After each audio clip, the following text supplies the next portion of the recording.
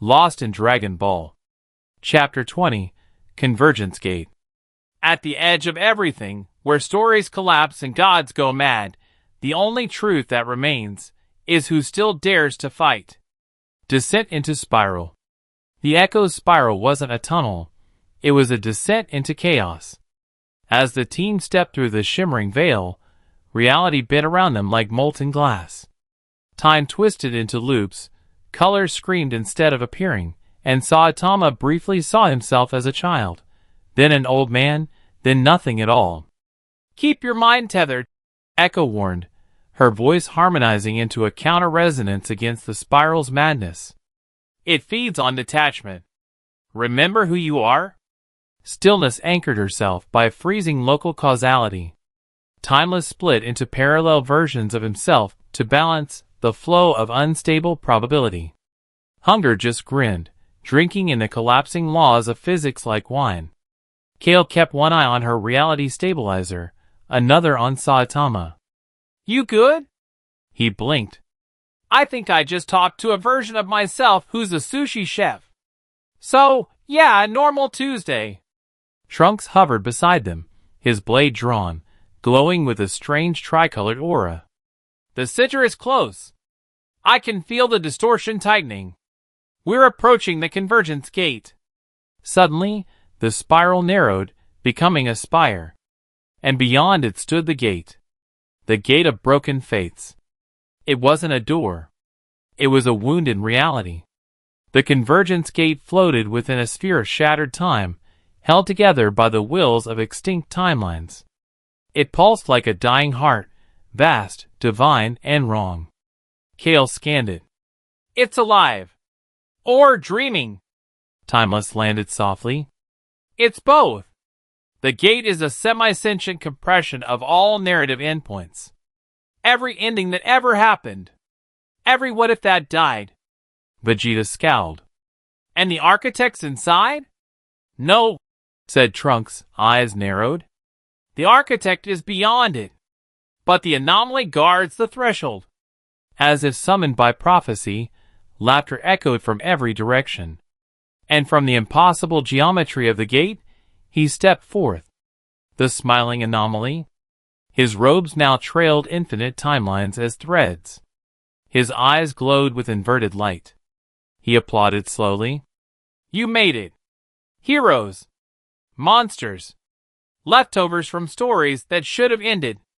Saitama cracked his neck. "You talk too much." The anomaly's grin widened. "Good. You'll need that defiance where we're going." He raised a hand. The gate cracked. And then it opened. Trials of the self. They fell. Not downward, but inward, into themselves. The gate tested them not with enemies, but with truths. Kale found herself standing before her younger brother, the one she couldn't save. He blamed her. She agreed. It nearly broke her until Echo sang her name, pulling her back. Timeless was shattered into 1,000 versions of himself, each one older, more bitter, more broken. He fused them back together with a single truth: I choose who I am. Stillness faced a world she froze by accident, and watched its people die a million slow deaths. She didn't flinch. She remembered their names. Hunger stood before a mirror that showed her starving. Not for food. For love. She ate the mirror. Trunks stood over his own grave. Again. Vegeta stood before Goku, the real one. Smiling, friendly, heroic. And he hated him. Then wept. And Saitama? He stood before a world where he never became strong. Where he died, alone, unknown, forgotten. And somehow, it scared him more than any god. Until he punched the vision apart. "I don't care about the past," he muttered. "I'm here now." The gate roared. And they emerged, changed. The core world. They landed atop an impossible plane, a world that existed inside a collapsing idea. Beneath their feet, stories unraveled. Buildings rose and fell in seconds. Skies bled starlight. Above them hovered a monolithic throne of fractured marble, circuitry, and bone. And on it sat the architect. He looked tired. "Ah," he whispered. "More arrivals. I was beginning to think hope had gone extinct." His face resembled Zeno, if Zeno had aged into something far less playful.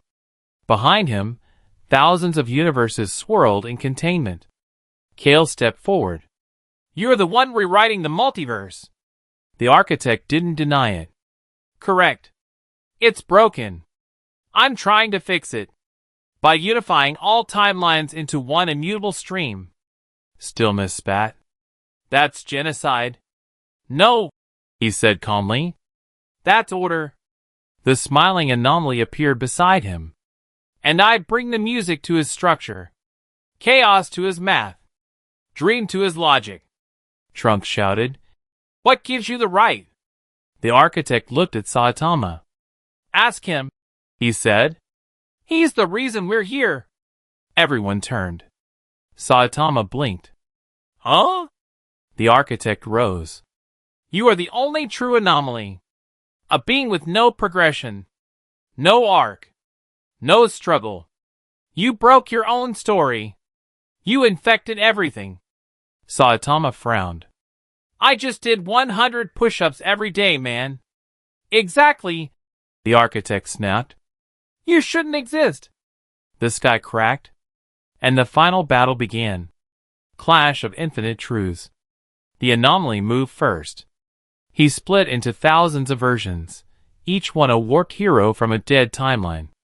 Evil Gokus, mad Vegetas, zombie Piccolos, corrupted Gohans. Saitama stepped forward and punched the sky.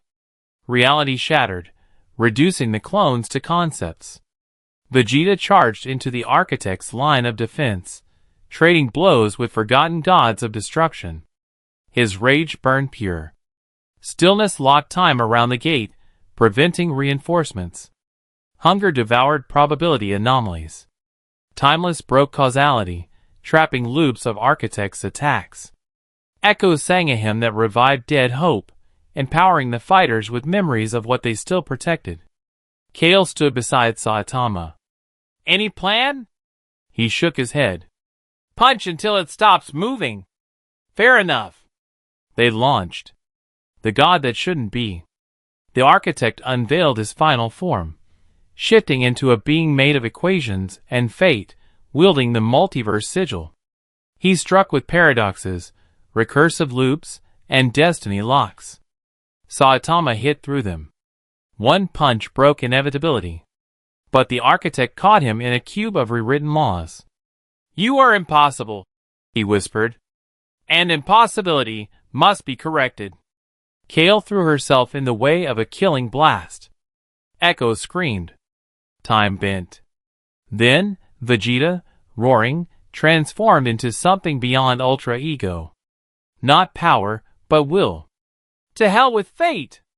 He shattered the cube. Saitama was free. The architect faltered. And behind him, the anomaly laughed. "You lose."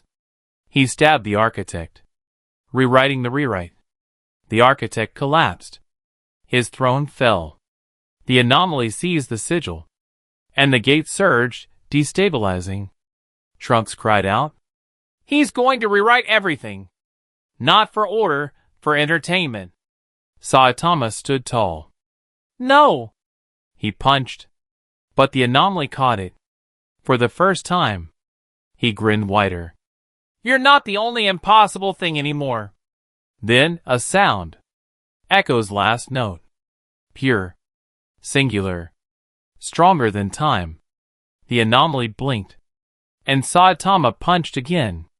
This time, the smile broke. The collapse and the choice.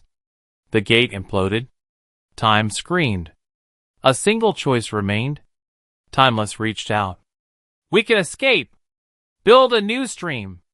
But only one timeline can survive." Everyone paused. Kale looked at Saitama. "Yours or ours?" He looked at the stars. "I'm not from here. But I found meaning here." He turned to Trunks. Give them your future. Trunks nodded. Began rewriting with the last of the sigil's power. Vegeta grabbed Saitama's shoulder. You don't have to stay. He smiled. Yeah, I kinda do. As the gate closed and the new timeline formed, Saitama vanished with the collapsing multiverse. And a new dawn rose. To be continued.